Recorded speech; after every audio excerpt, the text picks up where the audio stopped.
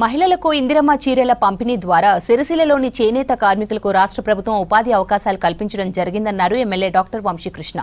నాగర్ కర్నూలు జిల్లా వల్మూర్ మండల కేంద్రంలో స్థానిక ఎమ్మెల్యే డాక్టర్ వంశీకృష్ణ 7,000 మందికి ఇందిరమ్మ చీరలు పంపిణీ చేశారు.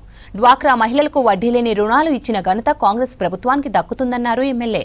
రాష్ట్ర ప్రభుత్వం మహిళలకు నాణ్యమైన ఇందిరమ్మ చీరలను పంపిణీ చేస్తోందన్నారు వంశీకృష్ణ.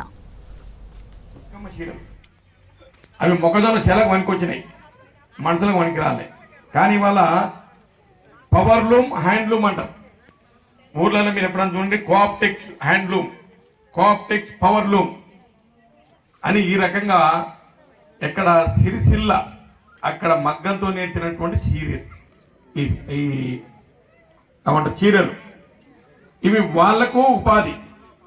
ప్రభుత్వ పరంగా చేనేత కార్మికులు ఆదుకున్నట్టు అట్లాగే మీకు ఇస్తే మీరు కూడా ఒక యూనిఫామిటీ ఉండాలి.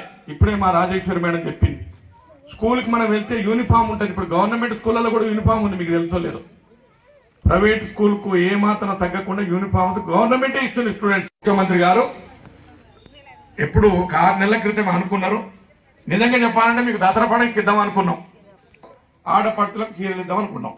కానీ ఎందుకు ఇవ్వలేమంటే ఎన్ని చీరలు ఇస్తున్నావు తెలుసా మీకు?